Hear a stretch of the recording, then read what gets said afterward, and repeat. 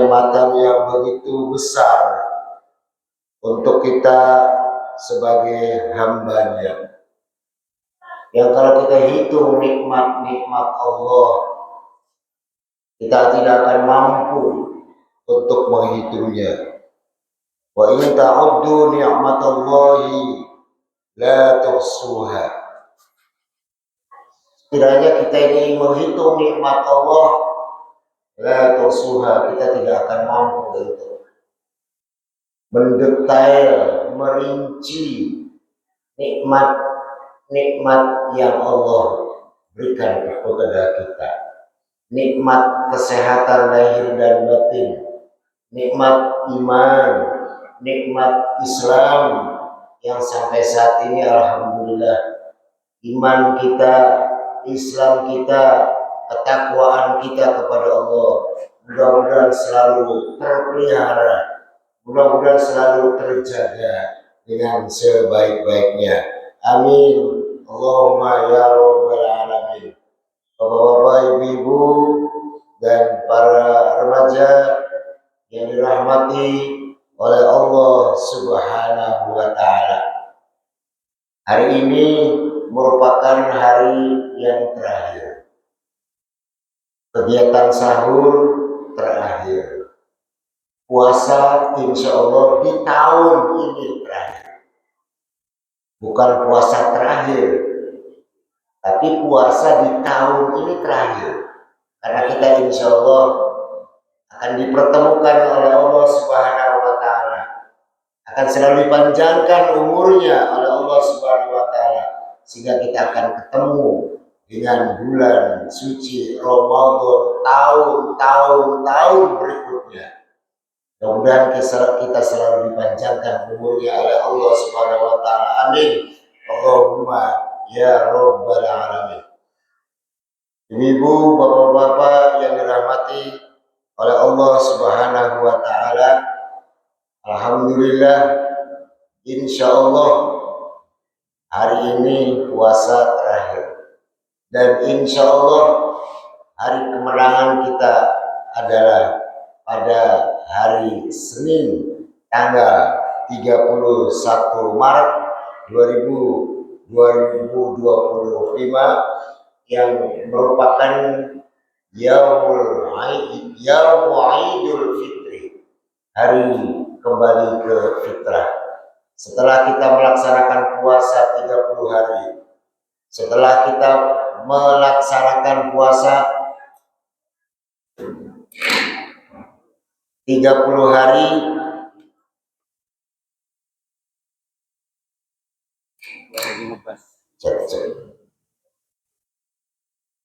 setelah kita melaksanakan puasa 30 hari, insya Allah kita semua, khususnya para jamaah Masjid Besar Baitus Salam Kedung Jaya ini akan kembali ke fitrah, akan kembali ke fitri, kembali ke suci, sesuai dengan Yaumul Idul Fitri, hari kembali ke fitri.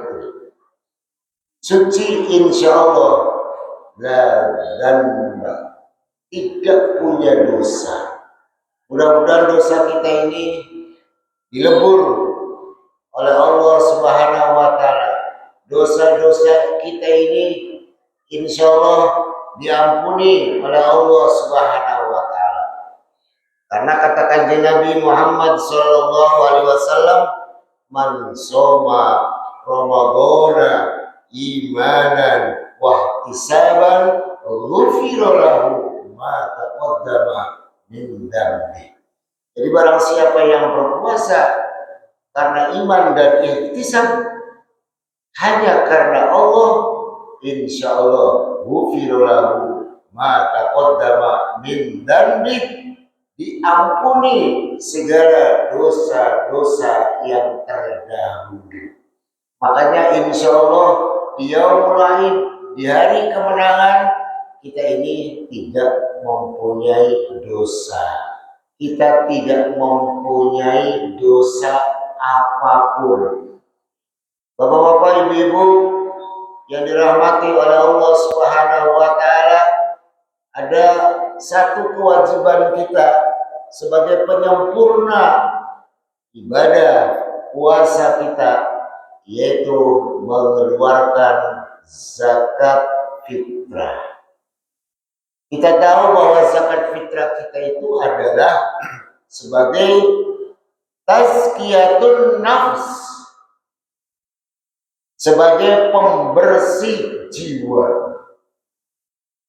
Jiwa kita ini akan dibersihkan oleh Allah Subhanahu wa taala dengan mengeluarkan zakat fitrah.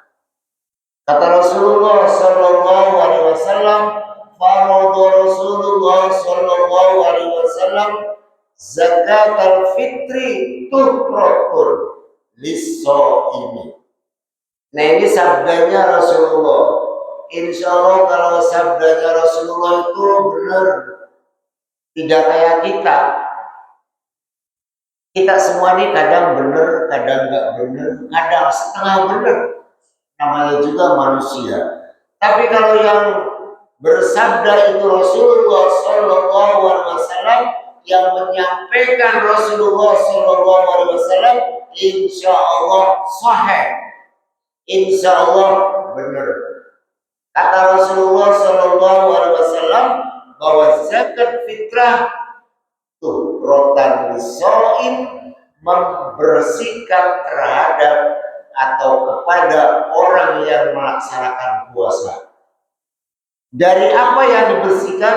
Minal lagwi war rafas, dari perbuatan sia-sia dan perbuatan yang kotor, yang qobihah, yang jelek, itu insya Allah akan diampuni oleh Allah Subhanahu wa taala, akan dibersihkan oleh Allah Subhanahu wa taala. Sepanjang kita melaksanakan puasa dari pagi sampai mau berbuka puasa, kita harus pandai-pandai untuk menjaga mulut dari omongan-omongan yang tidak ada gunanya, dari kata-kata yang tidak ada gunanya, dari omongan-omongan yang kotor, omongan-omongan yang jelek.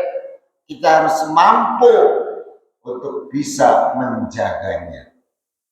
Omongan-omongan yang kotor, insya Allah bapak-bapak, ibu-ibu ini pasti memahami.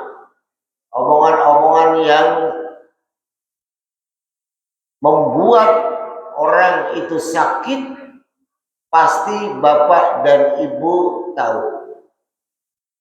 Min husni islamil mar'i ma la ya'ni. Sebagian kesempurnaan seseorang itu adalah ma la ya'ni, meninggalkan yang tidak ada manfaatnya.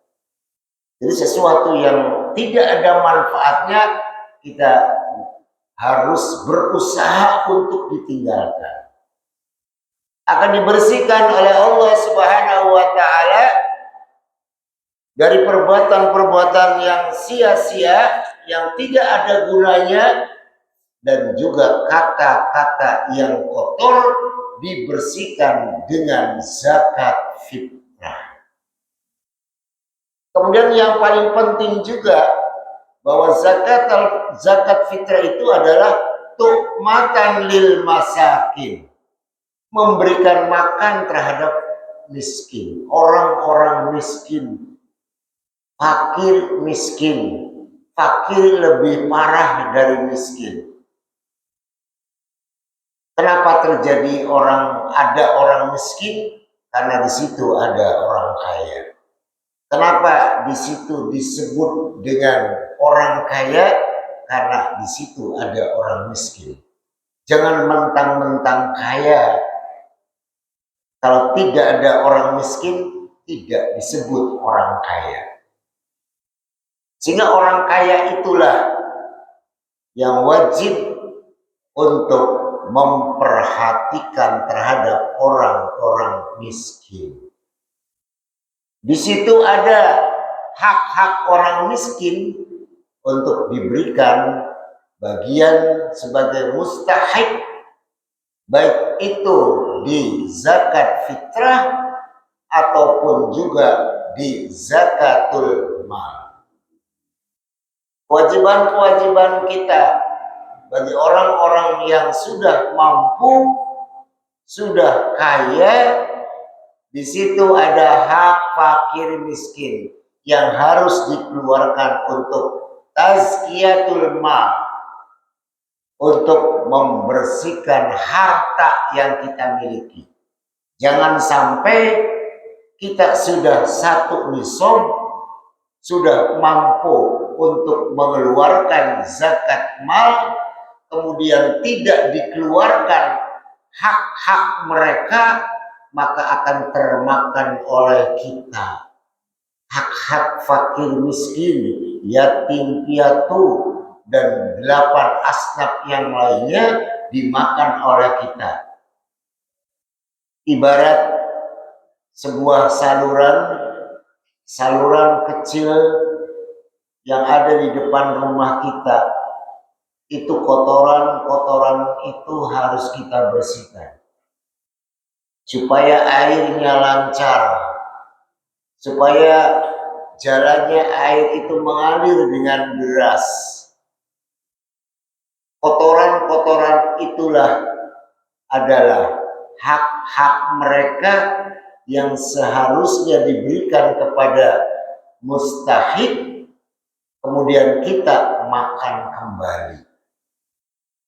Kotoran-kotoran itu yang tentunya nanti akan mengakibatkan macetnya saluran air. Berapa banyak orang-orang kaya kemudian lambat laun turun drastis, sedikit demi sedikit, kemudian mengalami kepailitan sehingga turun drastis, tidak menjadi orang kaya lagi.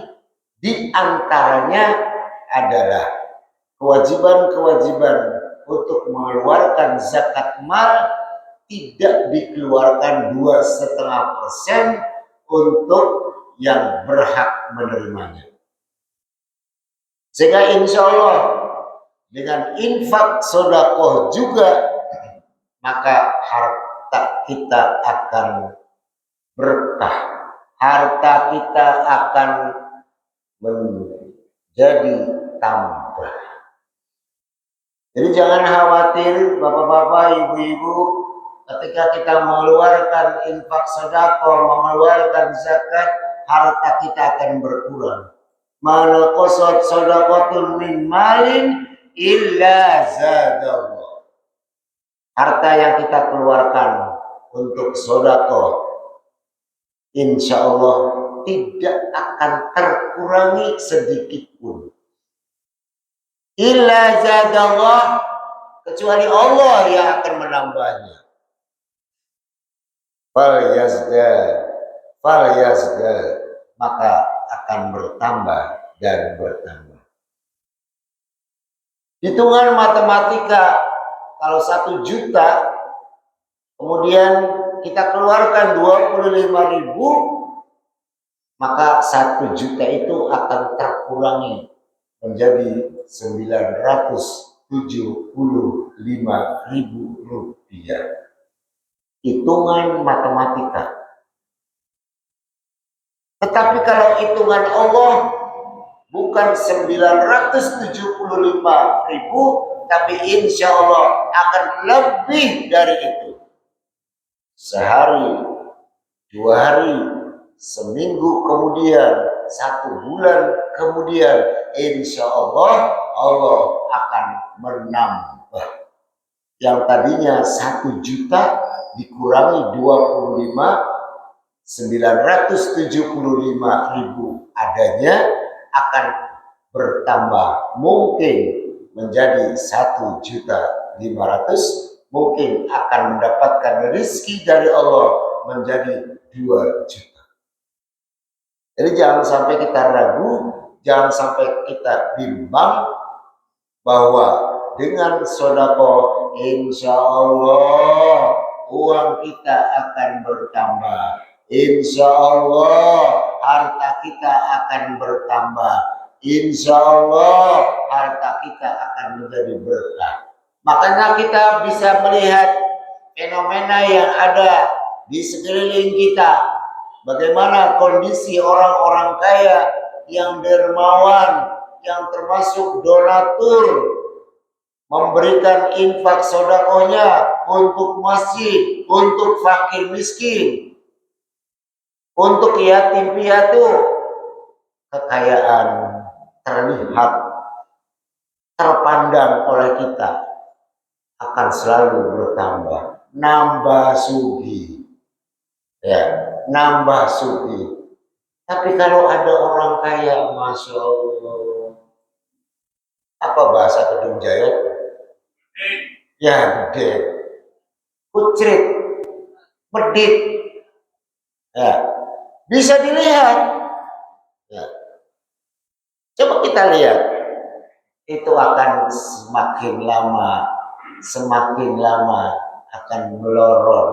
Usaha nambah setitik, setitik nambah hancur usahanya. Tapi kalau kita sudah kaya, kemudian dermawan, memperhatikan terhadap orang-orang miskin, insya Allah hartanya akan bertambah. Apalagi menanggung anak yatim piatu, ana wa kafilul yatim, kata Rasulullah Shallallahu Alaihi Wasallam, ana wa kafilul yatim fil jannah. Kata Rasulullah, saya beserta orang yang menanggung anak yatim fil jannah akan masuk surga. Kemudian mengisyaratkan fa'asyara bil isyarah bi usbu'aihi, dengan isyarat 2 jari. Nih seperti ini nih. Saya, kata Rasul. Kemudian satunya adalah menanggung anak yatim. Ya, nyumponi anak yatim, memperhatikan anak yatim, biayai sekolah anak yatim, ngasih makan anak yatim, memberi pakaian terhadap anak yatim. Insya Allah ana wa kafilul yatim, kata Rasulullah, insya Allah akan saya, kata Rasulullah, berdampingan dengan orang-orang yang menanggung anak yatim. Makanya cintailah anak yatim, ya, sayangi anak yatim, jangan dihardik, jangan dibenci, tapi kita cintai, kita beri bantuan terhadap anak yatim.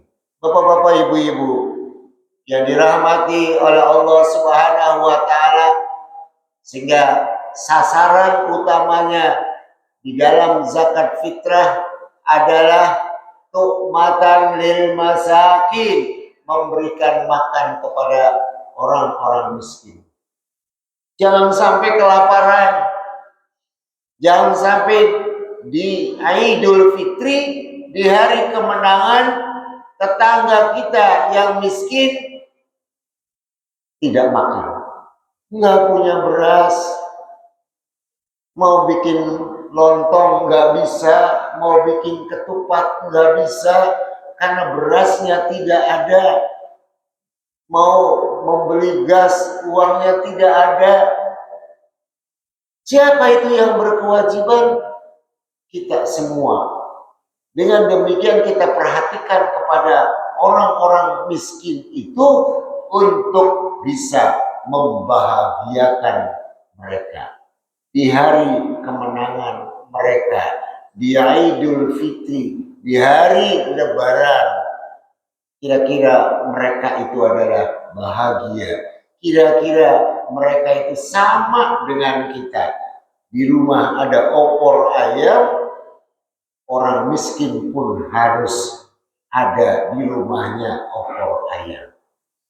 Dan itu tidak hanya di hari kemenangan atau di Idul Fitri saja, tapi dalam kehidupan sehari-hari kita masih tetap untuk selalu memperhatikan kepada orang-orang miskin. Begitu giginya orang-orang miskin itu, kalau kita lihat fenomena di beberapa tempat, ada yang kerjanya di pinggir sungai, nyari batu, kemudian digeprekin, dipecahin menjadi batu-batu kecil, menjadi split untuk ngecor bangunan. Kita lihat itu di jalan sepanjang Duku Puntang. Itu saya amati nenek-nenek, kakek-kakek ngambil dari sungai, dipanggul, digotong, batu-batu yang bisa untuk dipecah. Setelah terkumpul pecahan-pecahan batu yang selanjutnya oleh orang bangunan disebut batu split, dijual. Kemudian kita lihat di daerah Kalijaga, ya, di pinggir-pinggir sungai itu masih banyak ibu-ibu, nenek-nenek, bapak-bapak, kakek-kakek yang sengaja untuk mencari nafkahnya melalui jalan untuk memecah batu menjadi kecil-kecil dan menjadi batu split untuk dijual ke tengkulaknya, yang selanjutnya tengkulak dijual ke material. Nah, itu adalah merupakan usaha mempertahankan hidup. Dia mengais rezeki dari pecahan batu itu untuk membeli kebutuhan sehari-hari, membeli beras, membeli minyak. Berapa banyak orang yang mengayuh becaknya itu untuk mencari rezeki, untuk memberi nafkah kepada anak istri. Sehingga pernah saya dengar orang yang mengayuh becak, puasa itu dia libur. Karena dia punya tabungan, sudah diniatkan untuk bekal puasa. Setiap hari dia titip di warung untuk nanti diambil pada saat bulan puasa. Sehingga becaknya libur, khusus konsentrasi dengan penuh keikhlasan untuk beribadah kepada Allah, untuk melaksanakan puasa dengan sebaik-baiknya. Itu adalah merupakan suatu perbuatan yang sangat mulia sekali. Dia punya niatan untuk konsentrasi melaksanakan puasa di bulan suci Ramadan. Bapak-bapak, ibu-ibu yang dirahmati oleh Allah Subhanahu wa taala, membagi makanan, memberikan makan kepada fakir miskin, insya Allah akan mendapatkan balasan pahala yang begitu besar. Di bulan puasa, orang yang memberikan makan, memberikan berbuka puasa terhadap orang yang melaksanakan puasa, pahalanya sama seperti melaksanakan puasa. Sehingga di bulan suci Ramadan, dulu saya sampaikan panennya pahala. Panennya pahala di bulan suci Ramadan. Karena segala perbuatan, segala aktivitas, semuanya dinilai ibadah dan semuanya pahalanya dilipat gandakan oleh Allah Subhanahu wa taala. Mudah-mudahan kita semua ini termasuk orang-orang yang selalu mendapatkan pahala dari Allah Subhanahu wa taala. Segala sesuatu yang kita laksanakan, mulai tadarus Al-Quran, infak sedekah, membantu kepada sesama, insya Allah akan dinilai dan akan diberi pahala oleh Allah Subhanahu wa taala. Amin. Allahumma ya rabbal alamin. Demikian yang bisa saya sampaikan. Insya Allah hari ini merupakan hari terakhir di tahun 2025 untuk melaksanakan aktivitas di dalam kegiatan Ramadan. Mudah-mudahan kita akan selalu ketemu pada Ramadan berikutnya. Amin. Allahumma ya rabbal alamin. Terima kasih. Mohon maaf. Alhamdulillah. Assalamualaikum warahmatullahi wabarakatuh.